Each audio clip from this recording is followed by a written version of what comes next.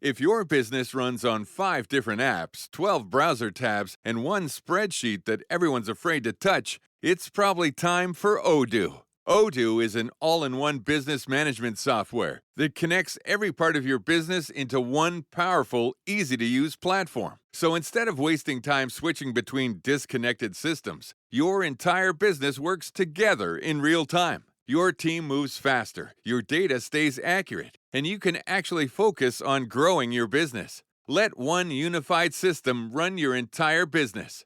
From the first opportunity to the final payment, everything works together in one place. Whether you're a small business or managing a large operation, Odoo gives you the flexible platform built to grow with you. Try it today for free at odoo.com. That's ODOO.com. A burst pipe, a dead water heater, the AC calling it quits. Who do you call? HomeServe is an easy way to handle unexpected home repairs with plans covering stuff basic homeowners insurance usually won't. Instead of scrambling for a contractor, you make one call to get the repair process started. Join the millions of customers who trust HomeServe right now. Go to homeserve.com/podcast for 50% less your first year. That's homeserve.com/podcast. Savings compared to renewal price, void in Florida. How would you like a 15% discount to my daily email, the stack of stuff, the show notes, discounts to the conference, all of that? All you need to do is text the word show to 33777. You'll get the annual subscription with a 15% discount to my daily email. You'll get the stack of stuff, the links to the show notes, discounts to the conference, and so much more. All you have to do is text the word show, SHOW, to 33777. Text show to 33777.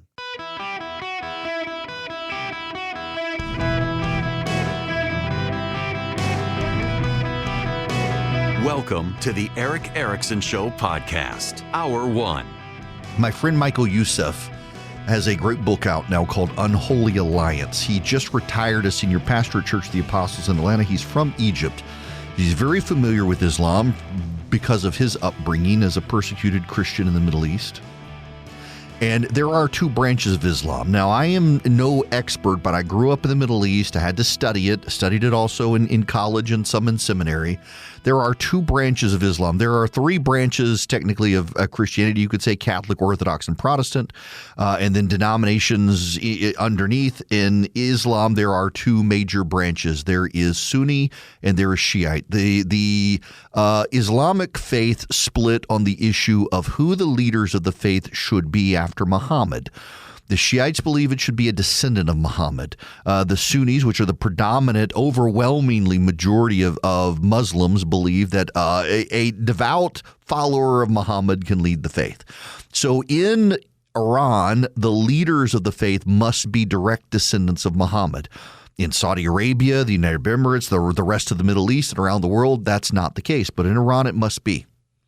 And the Iranian government is actually of a, if you want to call it for sake of you understanding, but the terminology is not really precise, a denomination within Shiite Islam is Twelver Shiite Islam. Twelver Shiite Islam is the belief that there were 12 imams who descended directly from Muhammad.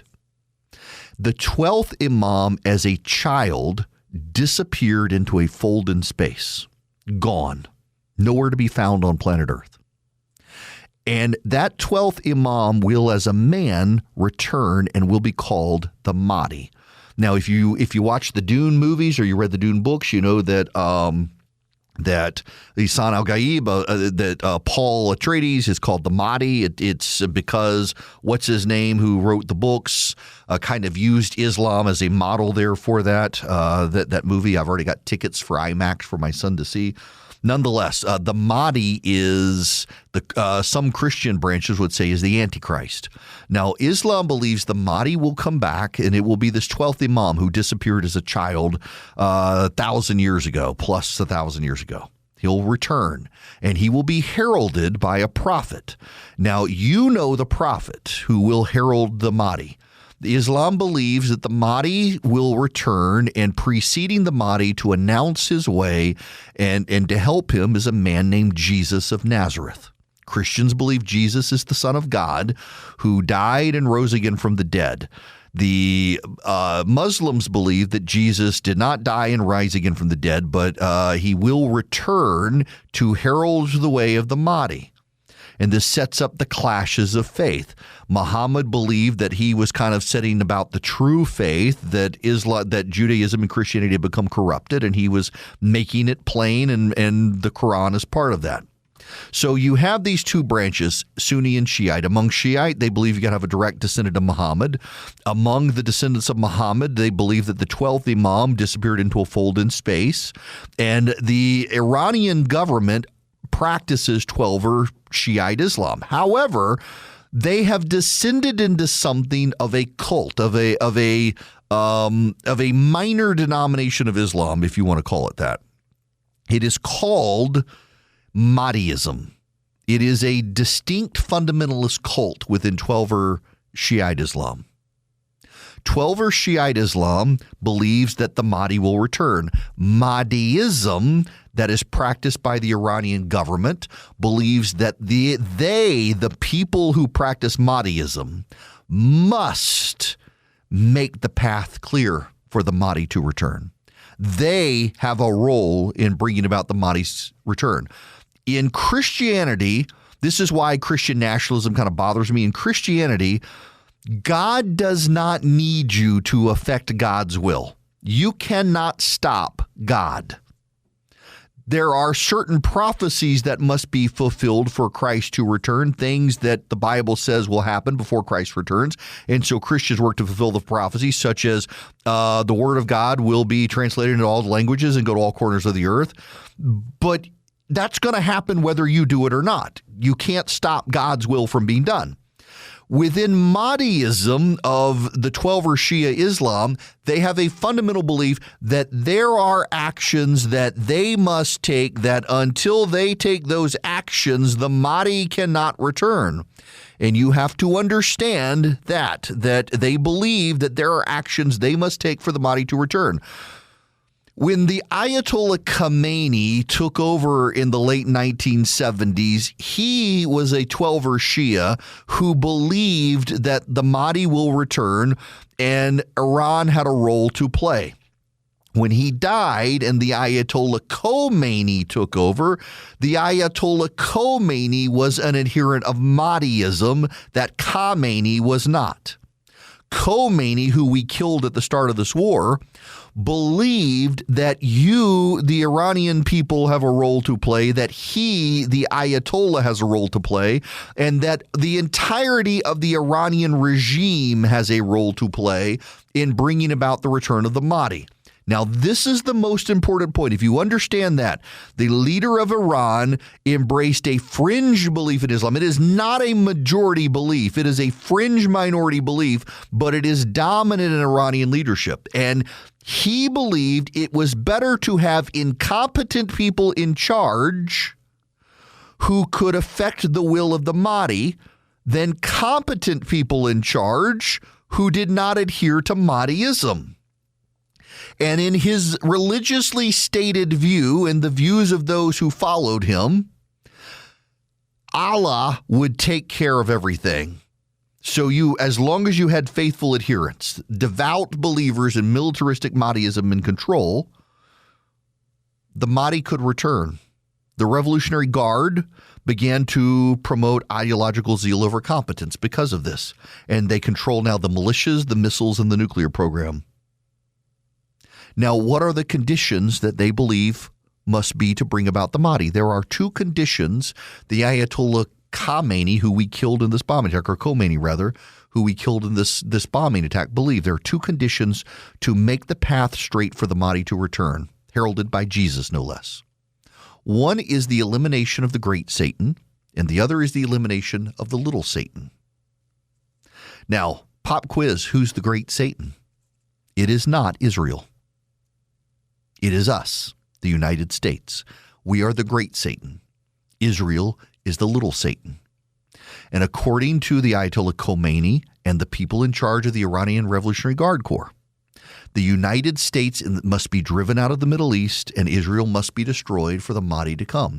That's why when you listen to the negotiations, as parroted by J.D. Vance and others, they say that the Iranians want the United States out of the Middle East, and we have agreed not to expand forces in the Middle East.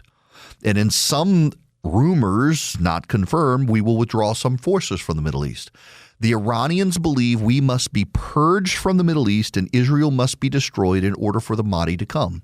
And you must understand that the entirety of the Iranian government, Iranian society, the Iranian military, the Iranian intelligence services are all designed around the idea that their reason for being, established by God with the Iranian Revolution, Allah himself ordained that they are to make straight the path of the Mahdi by wiping out the Americans in the Middle East and Israel. And the entirety of the government is structured that way. That's why they fund terrorism. They fund an archipelago of terror. The Houthi, Hamas, Hezbollah, the militias in Syria and Iraq, they're designed to push out the Americans, to make it difficult for us, to get us to not stay. They're designed to wipe out Israel. Everything about the Iranian regime is designed to carry out the purpose of bringing back the Mahdi. If you understand that, you understand why Iran promotes terror around the world. If you understand that, you understand why Iran would rather its people starve than give up funding terrorism. If you understand that, you understand why you cannot treat the Iranians as rational players. As I wrote this morning on my morning email, you cannot deter an actor who may welcome the fire he's supposed to fear. Restraint for incentives assumes a rational regime weighing costs and benefits like the rest of us. The men running Iran believe their task is to actually hasten the apocalypse. It is the belief of the regime. You can say that belief is crazy, but there are people who believe it is crazy to believe Jesus Christ died, rose again from the dead, ascended into heaven, and will return. And I believe that by faith.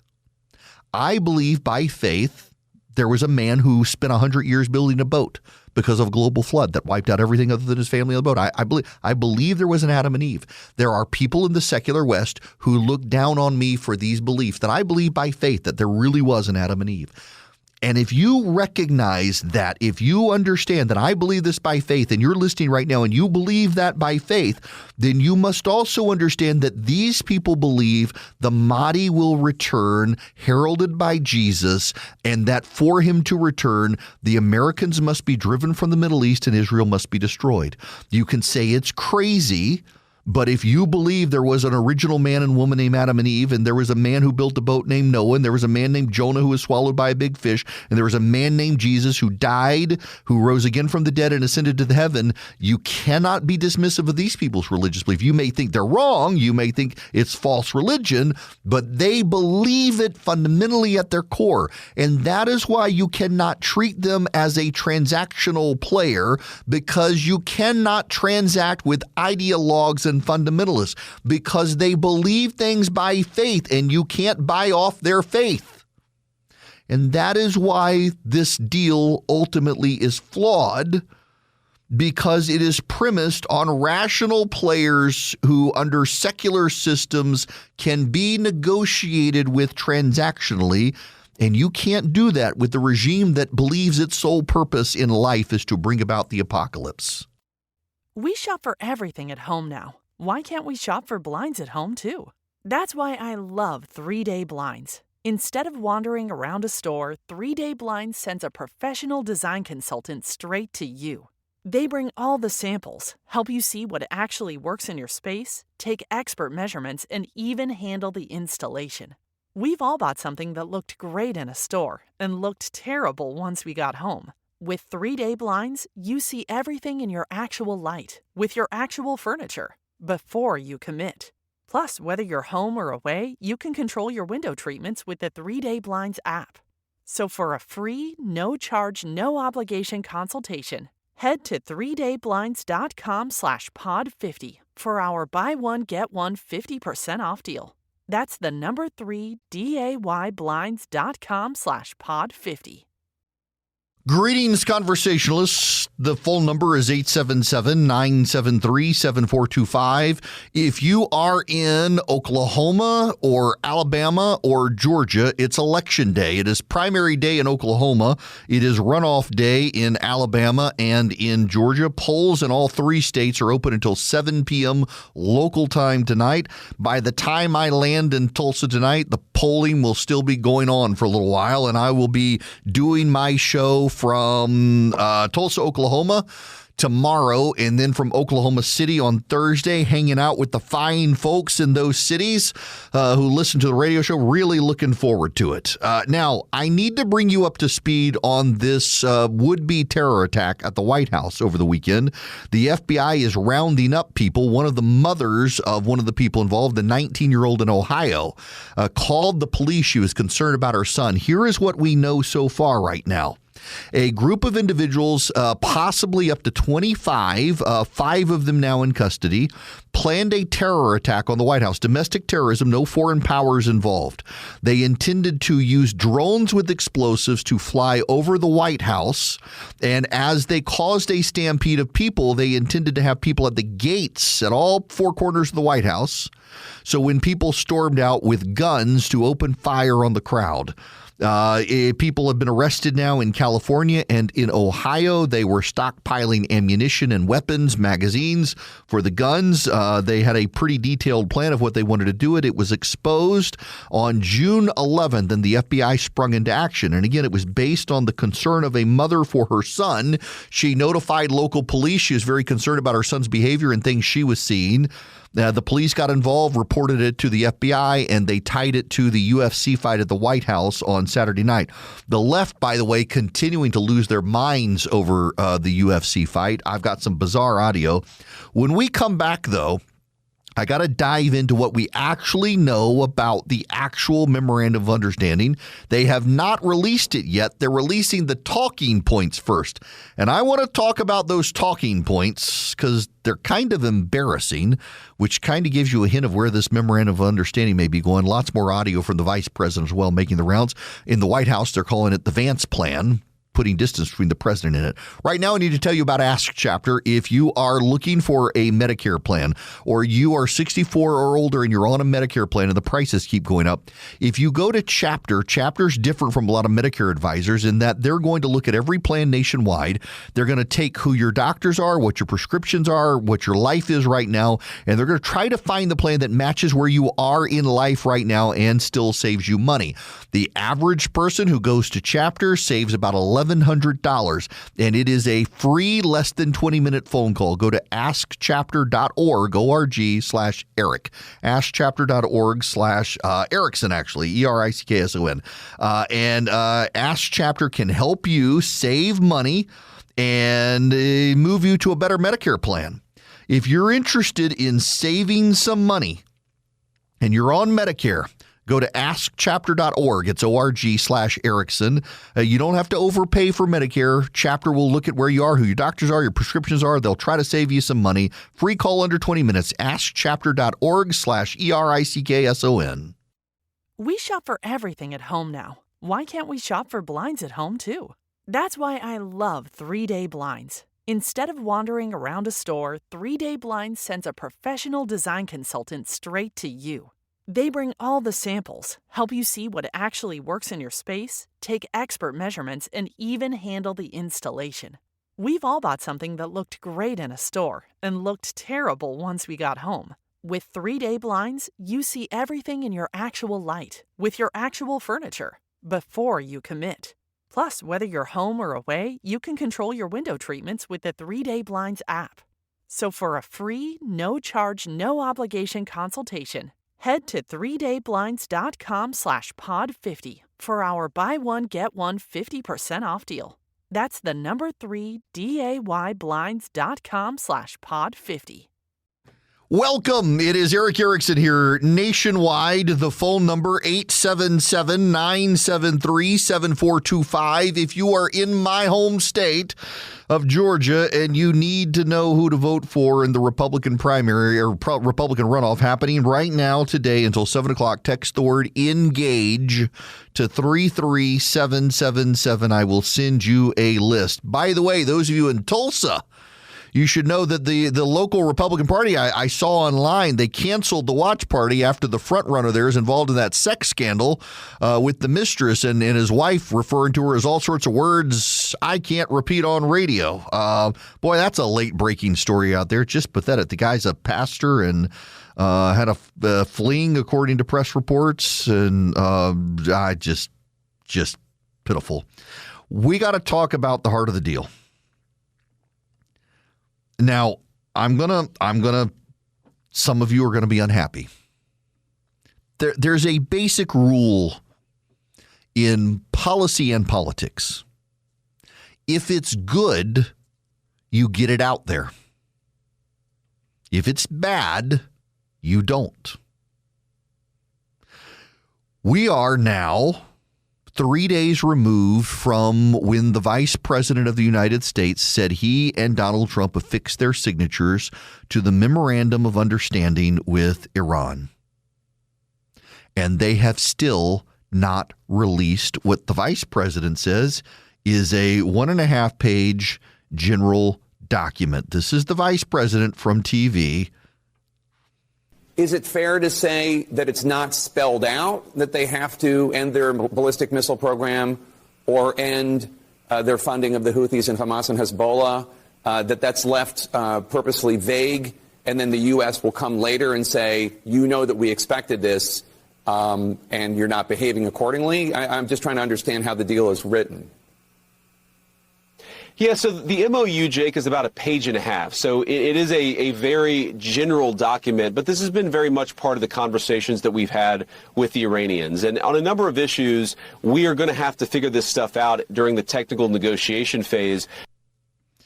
So a very general document. And again, they could release the document. Jake Tapper had to ask the question the way he asked because the White House won't actually release the document that they signed days ago. This is the Vice President on, I believe, Fox News talking about the And here's deal. the thing. Yes, you're right. Sometimes when, information about this deal will leak out, you'll have somebody on a propaganda channel in that country, in Iran, who will say something that isn't true. I think it's sort of expected. It frustrates me too, but it's expected that some Yahoo is going to say something about the deal that is untrue. What really bothers me and frustrates me and is unexpected when the American media literally picks up talking points and propaganda from the RAGC that has no support in the text of the agreement that we've actually negotiated and no basis in reality. Okay, release the document. All we've got is what the Iranian side is saying. We now have talking points from this administration. And if you hear people parroting these talking points right now, you keep in mind that they haven't released the deal. Here are the 5 points. What is remarkable to me, think about this one, folks. The deal was signed on Sunday, negotiated through the weekend, finalized, signed on Sunday, according to the Vice President. And it took them until late Monday night, early Tuesday morning to come up with 5 talking points for their cheerleaders to use. We still haven't seen the text of the deal, but we have 5 talking points. 1, Iran will never have a nuclear weapon. President Trump drew that line and enforced it when no other president would. We know from the Vice President they're not even negotiating the nuclear terms in this agreement, and yet that's one of the talking points. Number 2, President Trump ended the fighting on every front, including Lebanon. No forever war. We now know from Ambassador Mike Huckabee that Israel's sovereignty is not affixed to the agreement and they can stay in Lebanon, so that isn't true. 3, the Strait of Hormuz is open again free of charge. 1/5 of the world's oil flows through it. That means relief at the pump and at the grocery store. Except we now know, and it is admitted by the Vice President, that Iran and Oman can charge a service fee, so it's not free of charge. 4, Iran's rewards come from its own unfrozen money, not from American taxpayers, and only after it performs. No nuclear weapon, no full relief. Iran earns it or gets nothing, except, as I'm telling you this right now, comes confirmation from the White House that Iran will again start be able to sell oil and will be able to do international banking transactions. So Iran will now get money that it otherwise would not be getting from the sale of oil, and Iran wants to fund terrorism to bring about the Mahdi. So no American money is going to Iran, but that's the case with Barack Obama's deal too. Barack Obama sent pallets of cash to Iran, but the pallets of cash was Iran's own money that had been frozen in American bank accounts. And Barack Obama sent $20 billion. J.D. Vance wants to send $300 billion. So the president and vice president are agreeing to send more money to Iran than what Barack Obama sent to Iran. And Iran now gets to charge a service fee to use the Strait of Hormuz. Lastly, this is the last talking point. Obama never even got a signed document. President Trump did from strength after dismantling Iran's program.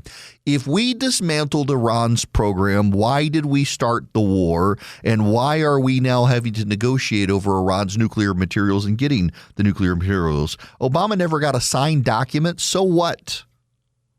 Obama sent less of Iran's money back to Iran than what J.D. Vance wants to send to Iran. I would not be in the business I'm in right now, but for Ben Domenech. Ben Domenech is on Fox News now. He was at The Spectator for a while. He's now with the Daily Wire. Ben and two of his friends, Josh and Mike, started redstate.com. It was their idea. I often get credit for it, but they actually started it. And then they put me in charge of it as they all moved on in their career. Ben is now at Fox. He is a great guy, and he took a passive shot at the vice president last night that went viral. The vice president's book was Hillbilly Elegy that brought him to fame. This has been Domenech last night on Fox News. This president has been I think he's been the best foreign policy president of my lifetime. I think that he's been incredibly bold. He has used American power to restore our sovereignty, to protect our interests, and to look out for the American people. And I think it was a gutsy call for him to go into Iran when he did. He didn't have to do it, but he did it. He thought it was the right time, and I still think that was the right decision. This deal and everything that we know about it, to the degree that it is being spun in public by this, and behind the scenes by the administration, everything about this deal seems bad to me. It all seems bad. It all seems like a setback. It doesn't seem like it meets any of the measures that the president actually put out there of his goals when it came to this conflict. And look, at some point, this Republican Party needs to decide which kind of foreign policy it's going to have. Is it going to be an America First foreign policy, one that is bold, that uses American power in key moments decisively in order to affect what it wants to achieve? Or are we going to just backslide into being some kind of hillbilly Obama kind of GOP? That is not something that is acceptable to me. It should not be acceptable to Republicans, and it should not be acceptable to any conservative who is interested in the success of America going forward. Strong words. And by the way, he's right. Obama sent less money of Iran's to Iran than what J.D. Vance wants to do. And money is fungible. For years, Republicans have argued you can't fund Planned Parenthood from Congress because though you can say don't use this money for abortion, that frees up pallets of cash at Planned Parenthood to spend on abortion and otherwise wouldn't be able to do. In the same way, if we send $300 billion to Iran in a reconstruction fund, which Iran says is a reparation fund for damages, and by the way, Iran's central bank said that the damage to Iran was about $250 billion. We're sending them $300 billion for a reconstruction fund. That sounds a lot like reparations. They're calling it reconstruction. Sounds like reparations. So black Americans who want reparations, this administration is going to give reparations to Iran. But hey, it's Iran's own money, so no big deal that they will then offset the funding of terror with. This is Vance's idea.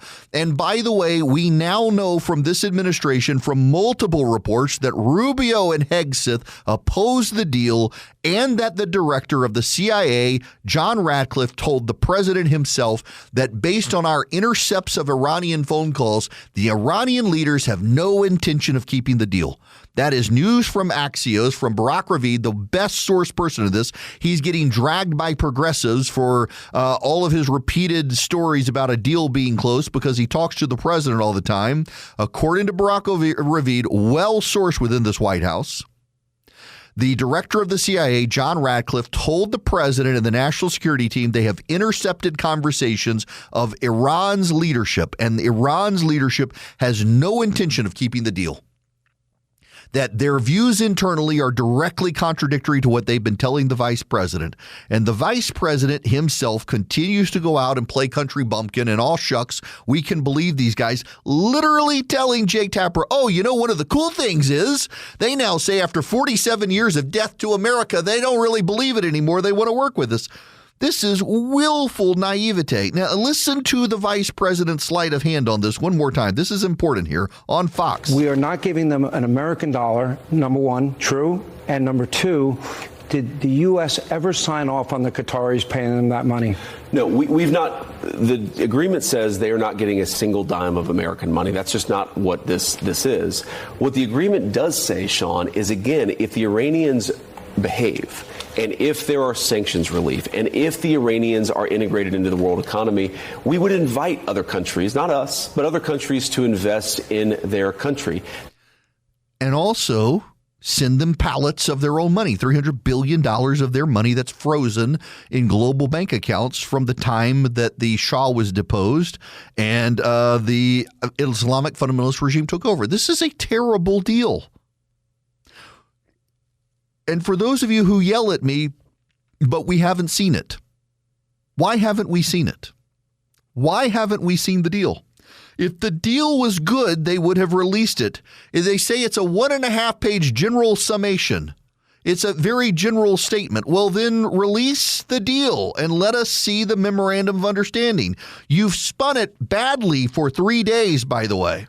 And now we know this is just hitting, and the source here is Alex Ward, the national security reporter for the Wall Street Journal. This is his quote: "The United States will allow Iran to immediately begin selling oil and fuel under the deal to end the war, offering Tehran an early financial incentive to wind down the conflict. The provision for waivers of sanctions on oil sales takes effect immediately upon signing the agreement." A senior U.S. official said even though Iran would get upfront sanctions relief from oil sales, sustained relief would be tied to performance. So they're going to get the upfront relief that will offset their terrorism dollars so that they can fund terror around the world. Ladies and gentlemen, boys and girls, Donald Trump in the year of our Lord 2020 tweeted, "Iran has never won a war nor lost at the negotiating table."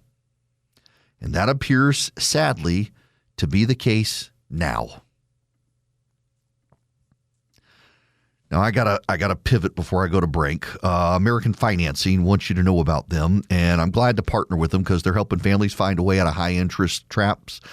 We're headed into the summer. Economic clouds aren't clearing for most middle-class families. Between persistent inflation and the cost of daily life, you're likely feeling the pressure. You've worked hard for your home. You probably have more equity than you realize. Yet the summer surge is forcing many to rely on credit cards. It's an exhausting cycle. American Financing understands that 2026 requires a real strategy, and they've got salary-based mortgage consultants to help you. With mortgage rates in the fives, their customers are saving an average of $800 a month by wiping out high-interest debt. That's money that stays in your pocket to fight back against rising costs. There are no upfront fees. There's no pressure. If you start today, you could delay 2 mortgage payments. So call American Financing today. You call them at 866-886-9262. That's 866-886-9262. 866-886-9262 or AmericanFinancing.net/Eric. AmericanFinancing.net/Eric. We shop for everything at home now. Why can't we shop for blinds at home too? That's why I love 3-day blinds. Instead of wandering around a store, 3-day blinds sends a professional design consultant straight to you. They bring all the samples, help you see what actually works in your space, take expert measurements, and even handle the installation. We've all bought something that looked great in a store and looked terrible once we got home. With 3-day blinds, you see everything in your actual light, with your actual furniture, before you commit. Plus, whether you're home or away, you can control your window treatments with the 3-Day Blinds app.